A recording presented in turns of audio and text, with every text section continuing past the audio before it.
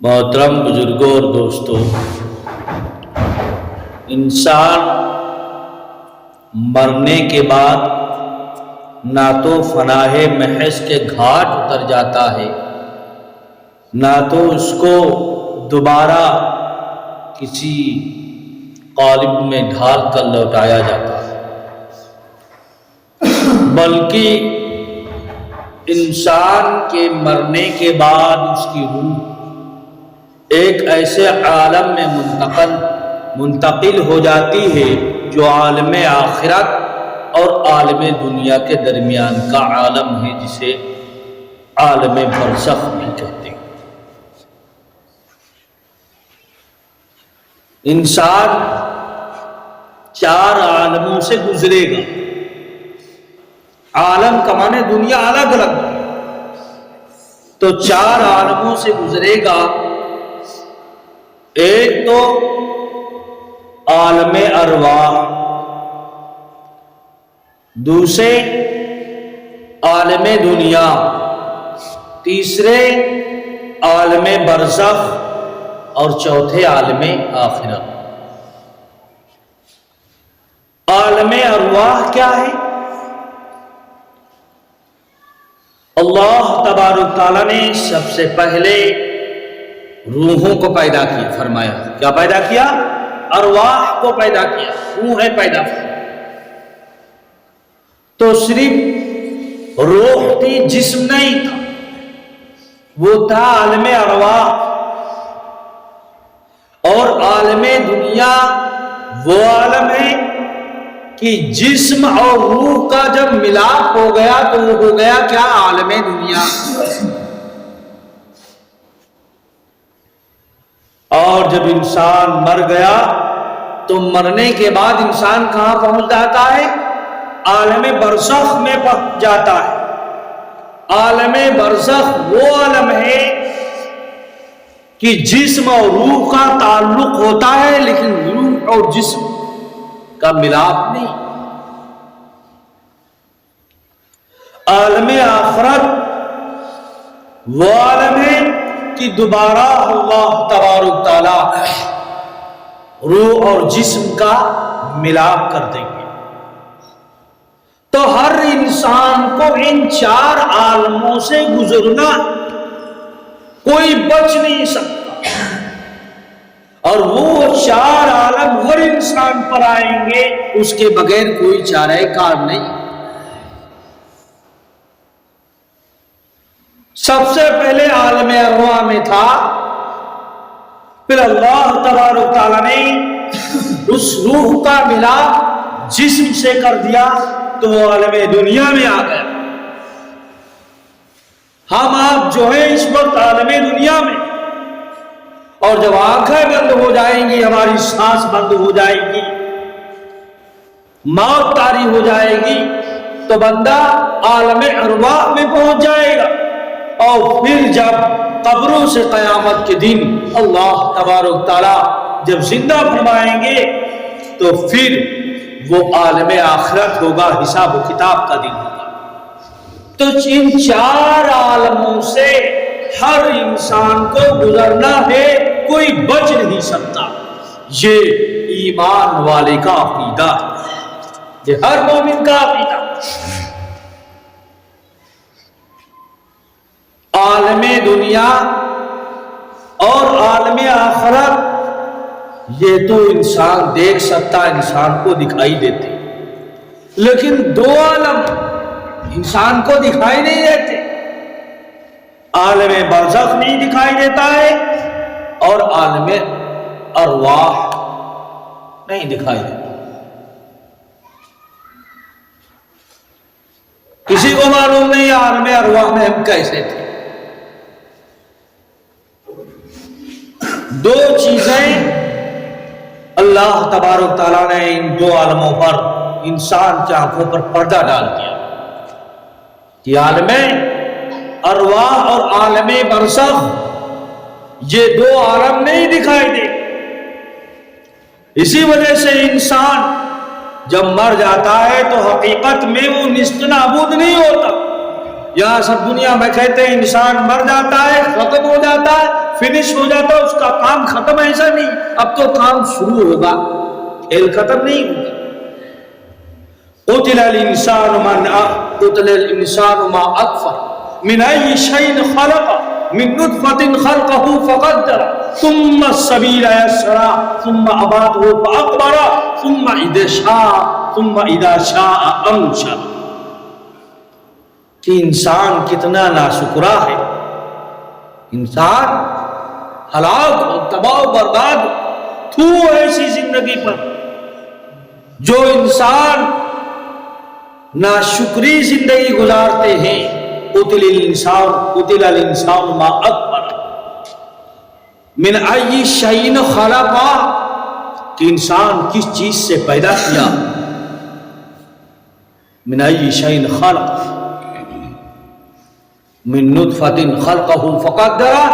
ایک کھدکتے ہوئے ناپاک قطرے سے اللہ تبارک تعالیٰ نے پیدا کیا۔ ثم السبیل یسرا، پھر پیدائش کا راستہ اللہ تبارک تعالیٰ نے آسان کیا کہ بچہ کتنا بڑا ہوتا ہے اور بچے کی جائے پیدائش ہوتی، جو پیدائش کا مقام ہوتا وہ کتنا چھوٹا ہوتا، لیکن اللہ کی قدرت دیکھو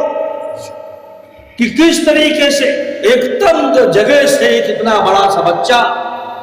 جاندان نکال دیتا، اللہ کی قدرت دیکھو۔ ثم السبیل یسرا ثم اماتہ فاقبر ثم اذا شاء انشر، پھر اللہ تبارک تعالیٰ اس کو موت دے دیں گے، مر جائے گا، ختم ہو جائے گا، فاقبر، وہ قبر میں پہنچ جائے گا، عالم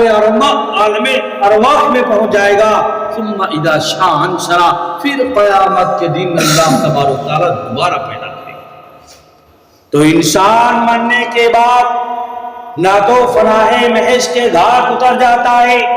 نہ تو اس کو کسی قالب میں ڈھال کر دوبارہ لوٹایا جاتا ہے، بلکہ انسان کے مرنے کے بعد اس کی روح ایک ایسے عالم میں منتقل ہو جاتی ہے جو عالم دنیا اور عالم آخرت کے درمیان کا عالم ہے، جسے عالم برزخ کہتے ہیں۔ برزخ کا معنی پردہ آن، اگرچہ ہم آپ کو دکھائی نہیں دیتا، لیکن برزخ کے اندر جو پیش آنے والے ثواب اور عذاب جو احوال ہیں وہ حق ہے۔ اللہ کے نبی صلی اللہ علیہ وسلم نے فرمایا تھا نعم عذاب القبر حق، جب حضرت عائشہ صدیقہ رضی اللہ تعالی عنہا نے دریافت کیا یا اللہ کے نبی صلی اللہ علیہ وسلم کیا قبر کا عذاب، برزخ کا عذاب حقیقت ہے، اٹل ہے، برحق ہے؟ تو جناب کریم محمد نبی صلی اللہ علیہ وسلم نے فرمایا نعم عذاب القبر حق، ہاں قبر کا عذاب جو ہے برحق ہے، حق سچ ہو کر۔ برزخ کے معنی ہی آڑ کے، پردے کے، جب آدمی ختم ہو جاتا ہے، اسی وجہ سے انتقال کہتے ہیں۔ انتقال کا معنی ایک جگہ سے دوسری جگہ منتقل ہو جانا۔ جب بندہ مر جاتا ہے تو انسان تو عالم دنیا سے عالم برزخ کی طرف منتقل ہو جاتا ہے، اس کا کھیل ختم نہیں ہوتا، وہ نیست و نابود نہیں ہوتا۔ لوگ کہتے ہیں مرنے کے بعد ہڈی گڈی سڑ جاتی ہے اور سب ختم ہو جاتا، کچھ نہیں ہوتا، یہ سب بکواس۔ جو مٹی لینے جاتے ہیں، جو دعا پڑھتے، قرآن کی آیت ہے منہا خلقناکم وفیہا نعیدکم ومنہا نخرجکم تارۃ اخری، کہ ہم نے تم کو اسی مٹی سے، اسی زمین سے بنایا ہے، پیدا کیا ہے، اور اسی میں تم کو دوبارہ ملا دیں گے، اسی مٹی میں جانا ہے، تو پھر قیامت کے دن تم کو پھر دوبارہ ہم زندہ کریں گے، حساب کتاب۔ مرج البحرین یلتقیان بینہما برزخ لا یبغیان فبأی آلاء ربکما تکذبان۔ اللہ فرماتے ہیں مرج البحرین یلتقیان، کہ دونوں سمندر کو ہم نے ایک میں ملا دیا اور ایک ساتھ چلتے، ایک کا ڈینسٹی دوسرے کے ڈینسٹی کثافت سے ملتا نہیں، تزاوج نہیں کرتا، بلکہ ہم نے اس کے درمیان ایک پردہ بنا دیا۔ مرج البحرین یلتقیان بینہما برزخ لا یبغیان، کہ اس کے درمیان ایک برزخ ہے، جو ایک دوسرے پر تجاوز نہیں ہوتا ہے۔ تو قرآن نے بھی برزخ کا لفظ استعمال کیا ہے۔ اسی وجہ سے قبر کا عذاب تو اس وجہ سے کہا جاتا ہے کہ عام طور پر لوگ ہندوستان اور اس جیسے بدھسٹ وغیرہ اس کچھ لوگ ہیں ہمارے ہندوستان کے اندر پایا جاتے ہیں جو مردے کو جلاتے ہیں، نہ زیادہ تر عیسائی ہیں، کرسچن ہیں، یہودی ہیں، آرتھوڈکس ہیں، ایوانجلیکنس ہیں، کیتھولک ہیں، جتنے بڑے بڑے دھرم ہیں اور اسلام دھرم کے لوگ سب اپنے مردوں کو زمین میں دفن کرتے ہیں، قبر میں جو ہے رکھتے ہیں۔ اسی وجہ سے جو قبر کہا جاتا عام طور پر بولا جاتا ہے۔ عالم برزخ وہ چیز ہے کہ وہ ہم آپ کو دکھائی نہیں دیتے، اللہ نے پردہ ڈال دیا، کسی انسان کو طاقت نہیں ہے کہ دو عالم کا وہ نظارہ کر سکے۔ ایک تو عالم ارواح کہ الست بربکم، کہ اللہ تبارک و تعالیٰ نے جب تمام روحوں کو پیدا کیا، قرآن کریم میں اس کا تذکرہ ہے، تو اللہ تعالیٰ نے تمام روحوں کو پیدا کیا، کہا الست بربکم، کیا میں تمہارا رب نہیں ہوں؟ تو سب لوگوں نے کہا قالوا بلا، کیوں نہیں ہے پروردگار، آپ ہمارے رب ہیں۔ سب سے پہلے عالم ارواح میں بندہ تھا، اس کے بعد عالم دنیا میں آ گئے، اور پھر موت طاری ہونے کے بعد پھر عالم برزخ میں چلا جائے گا، اور یہ سب پر ہوگا، کوئی دنیا کی طاقت کوئی کسی کو نہیں بچا سکتا۔ یدریکم الموت ولو کنتم فی بروج مشیدہ، کہ تم پر یہ چیز آنی ہے اگرچہ آپ جو ہے سیسا پلائی ہوئی دیوار کے اندر کیوں نہ چن دیے جاؤ، آپ ساتھ قلعے کے اندر قفل کے اندر کیوں نہ آپ محفوظ ہو، لیکن وہ جو جب اس کو آنی ہوگی تو آپ کو پکڑ لے، کوئی بچ نہیں سکتا۔ تو لوگ ہم سب کا عقیدہ ہے، ایمان جو جناب کریم صلی اللہ علیہ وسلم کی رسالت پر، اللہ تعالیٰ کی وحدانیت پر، اور ایمان بالغیب، تاکہ بندوں کو یہ بات اللہ تبارک تعالیٰ بندوں پر آشکارا کر سکتے تھے، دکھلا سکتے تھے۔ برزخ کے احوال جو جناب کریم حضرت محمد عربی صلی اللہ علیہ وسلم کے اوپر جو پردہ ہٹا دیا جاتا تھا، سب دیکھتے تھے، بندے بھی دیکھتے، لیکن ایمان بالغیب پر ایمان یقین کون رکھتا؟ کیونکہ اللہ تبارک تعالیٰ کا جو ہے مقصود ہے ایمان، وہ ایمان بالغیب مقصود ہے۔ اسی وجہ سے ان دو عالموں پر اللہ تبارک تعالیٰ نے پردہ ڈالا۔ وہی روح اور جسم سے کتنی محبت ہے، کتنا تعلق، کہ انسان کے عالم دنیا کے اندر، عالم دنیا اسی کو کہتے ہیں کہ اگر صرف روح ہو تو عالم ارواح، اگر روح جسم کا ملاپ ہو تو عالم دنیا، اور جسم و روح کا تعلق بہت گہرا ہوتا ہے، بہت محبت ہوتی، 70 سال 80 سال 90 سال 100 سال انسان کے جسم کے اندر رہتی ہے، لیکن کوئی بتاؤ اتنی محبت ہونے کے باوجود کسی نے اپنی روح کو دیکھا؟ کسی نے دیکھا؟ میڈیکل سائنس اتنی ترقی کر گئی، ایسے ایسے لیب کھل گئے کہ بلڈ کے ہزاروں پدارتھ بتا دیے، کس میں کون کون سے سیلز پائے جاتے ہیں، کیا کیا پایا جاتا ہے، آئرن ہے، میگنیشیم ہے، پوٹاسیم ہے، جو انسین ہیں ہم کو نہ دکھائی دیتے ہیں، لیکن روح کا پتہ نہیں لگا پایا۔ لوگوں نے سوال کیا، یسألونک عن الروح، قرآن کہتا ہے یسألونک عن الروح، کہ لوگ پیغمبر علیہ السلام سے سوال کرتے ہیں کہ روح کے بارے میں بتائیے، آخر روح کیا چیز ہوتی ہے؟ تو اللہ کے نبی صلی اللہ علیہ وسلم کو حکم ہوا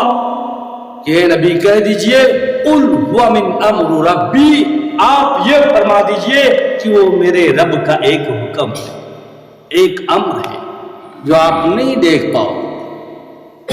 تو اتنی تعلق رکھنے والی چیز، اتنی زیادہ محبت کرنے والی چیز انسان نے کبھی دیکھا نہیں ہے، تو اس عالم کو کیا دیکھ پائے گا؟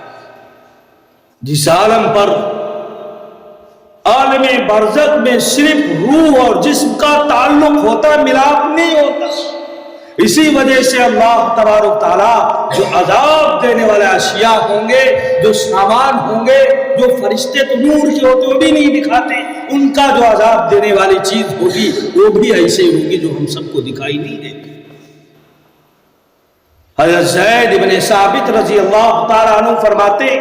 کہ جناب کریم محمد عربی صلی اللہ علیہ وسلم قبیلہ بنو نجار کے باغ میں تشریف لے جا رہے تھے۔ آپ صلی اللہ علیہ وسلم جس خچر پر سوار تھے، تشریف فرما تھے، وہ خچر اس باغ میں جب پہنچا تو وہ اتنی تیز سے بھدکا کہ کہیں ڈر تھا کہ آقا مدنی تاجدار مدینہ حضرت محمد صلی اللہ علیہ وسلم کو گرا نہ دے۔ اس جگہ کچھ 5 6 7 قبریں تھیں۔ اللہ کے نبی صلی اللہ علیہ وسلم نے صحابہ کرام کی طرف مخاطب ہو کر فرمایا کہ بتلائیے یہ کس، نبی نے فرمایا کہ ان قبر والوں کو عذاب ہو رہا ہے، آپ جانتے ہیں کہ اس قبر والوں پر عذاب کیوں ہو رہا ہے؟ صحابہ نے عرض کیا یا اللہ کے رسول اللہ صلی اللہ علیہ وسلم ہمیں معلوم نہیں، یا کچھ صحابی نے بتایا کہ اللہ کے نبی صلی اللہ علیہ وسلم یہ مشرکین کی قبر ہے، یہ شرک کے حالت میں مرے ہیں، تو نبی صلی اللہ علیہ وسلم نے فرمایا اسی وجہ ان قبر والوں پر عذاب ہوا، کیونکہ جو میں چیز دیکھتا ہوں وہ آپ لوگ نہیں دیکھتے، جو برزخ کے احوال اللہ تبارک تعالیٰ نے مجھ پر آشکارا کر دیتے ہیں وہ آپ لوگوں پر نہیں۔ اگر ایسا نہ ہوتا تو میں اللہ تبارک تعالیٰ سے دعا کرتا کہ اللہ تبارک تعالیٰ آپ کو بھی برزخ کے احوال کو دکھا دیتے، لیکن اس ڈر سے کیونکہ آپ اپنے مردوں کو دفن کرنا چھوڑ دیں، تو انسان چاہے اس کو مٹی میں ملا دیا جائے، چاہے جلا دیا جائے یا دریا میں بہا دیا جائے، ہر ایک پر برزخ کے احوال طاری ہوں۔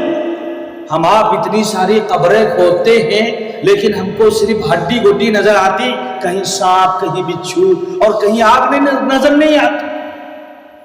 کیونکہ ہم کو آپ کو محسوس نہیں ہوگا، ہم آپ نہیں دیکھتے، کیونکہ روح جو ہے وہ نہ دیکھنے والی چیز ہے، تو اس کی عذاب دینے والی چیزیں جو ہوں گی وہ کیا ہوں گی؟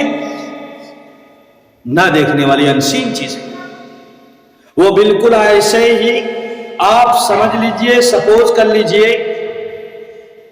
کہ ایک عورت نے خواب میں دیکھا، اپنے شوہر کو خواب بتلا رہی ہے کہ آج ہم نے خواب کیا دیکھا کہ ہم ہوائی جہاز پر بیٹھی ہیں اور بہت مزے سے بیٹھی ہیں،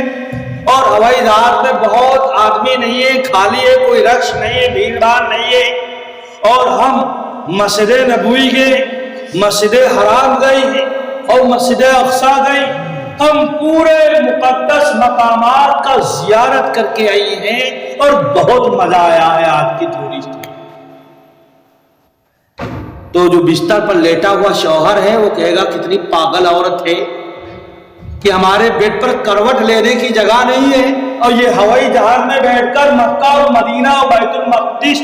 اور تمام مقدس مقامات کی زیارت کر کر آ گئی،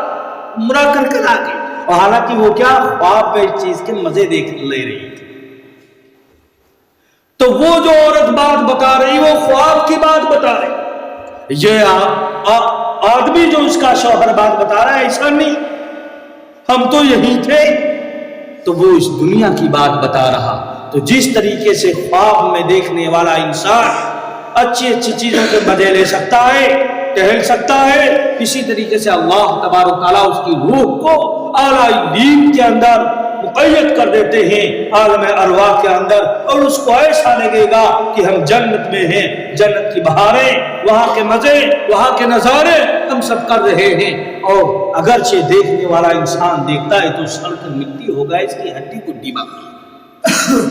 تو عالم ارواح ایک ایسا عالم ہے جو دکھائی دینے والا نہیں، لیکن وہ حق ہے، برحق ہے، اللہ تبارک تعالیٰ سب کو اکٹھا کر کر سوال اور جواب کے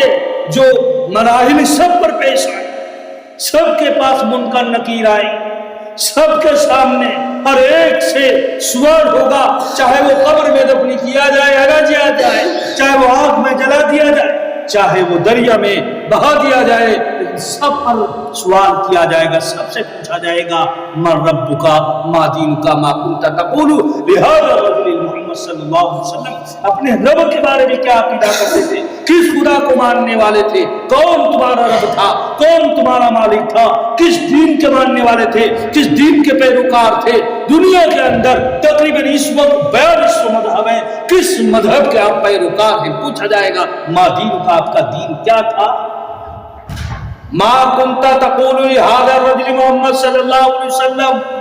آپ آخری نبی جناب کریم حضرت محمد عربی صلی اللہ علیہ وسلم کے بارے میں آپ کا عقیدہ کیا تھا، آپ ان کے بارے میں کیا کہنے چاہتے ہیں۔ آپ اور علماء کہتے ہیں، اور ایک تفسیر میں آتا کہ وہاں سے اس کے عالم برزخ سے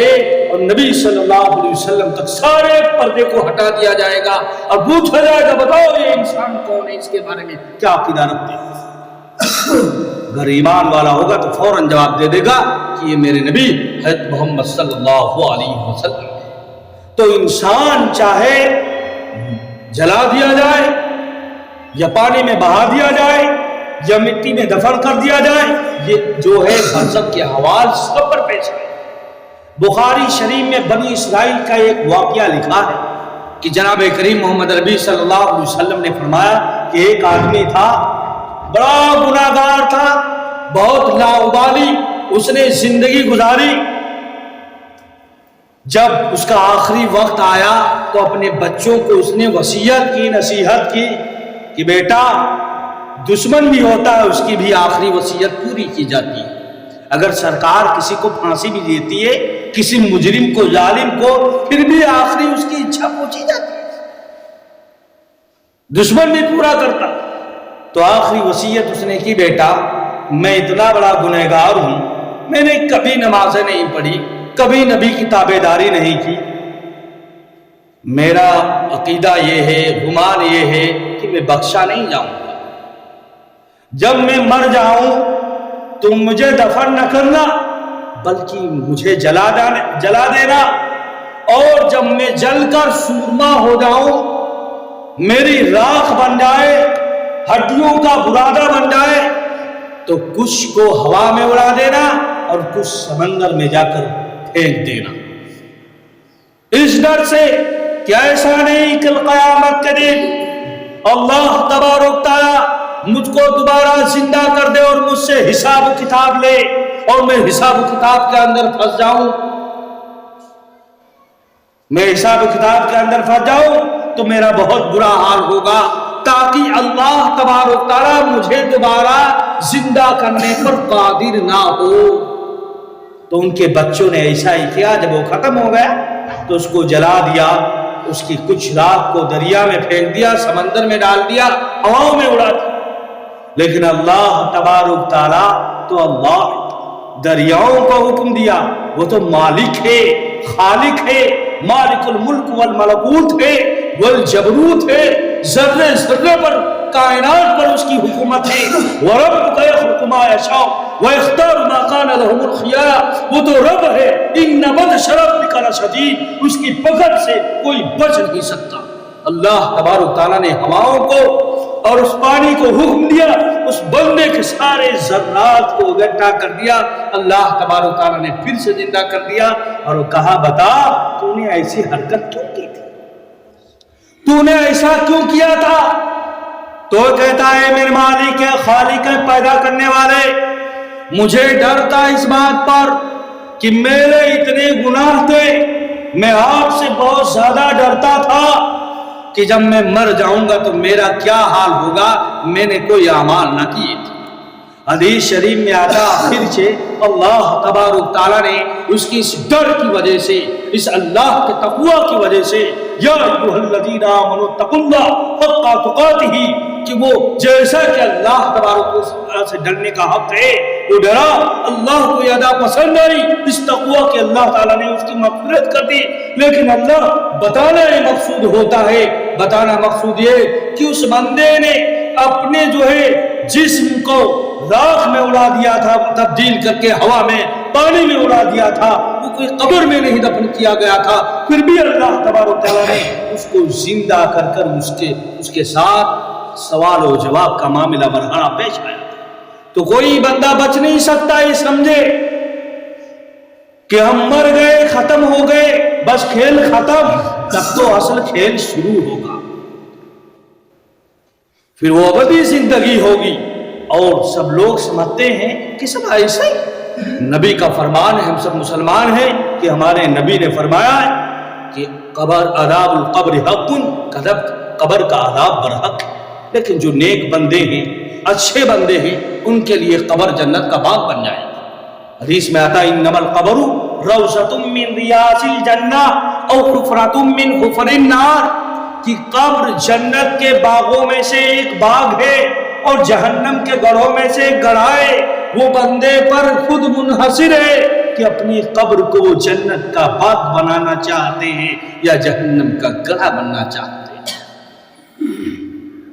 قبر نہ تو کوئی ظلمت کا داں ہے، نہ تو کوئی مصیبت کا داں ہے،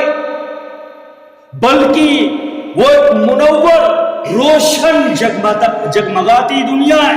جہاں ماہتاب ایمانی کی ہلکی ہلکی کرنیں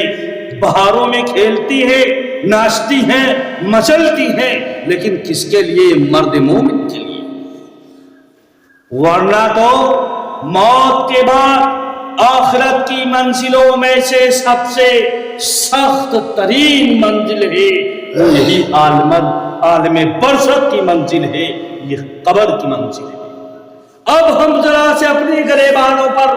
جھانک کر دیکھیں کہ اس منزل کے اندر، اس کٹھن گھڑی کے اندر جو کام آنے والا عمل ہے وہ ہمارے پاس کتنا ہے۔ یہ کہتے ہیں کہ جمع کرنے کی کیا چیز ہے، ہم جمع کیا کر رہے ہیں، حاصل کرنے کی کیا چیز ہے اور ہم حاصل کیا کر رہے ہیں۔ تو ہم خود غور کریں، سوچیں کہ آخر اس کٹھن گھڑی میں کون سا عمل کام آنے والا ہے۔ اللہ تبارک تعالیٰ سے دعا کریں کہ اللہ تبارک تعالیٰ ہم سب کو عذاب قبر سے اور قبر کے اور عالم برزخ کے فتنوں سے اللہ تبارک تعالیٰ ہم سب ایمان والوں کو محفوظ فرمائیں۔ آمین۔ وآخر دعوانا الحمدللہ رب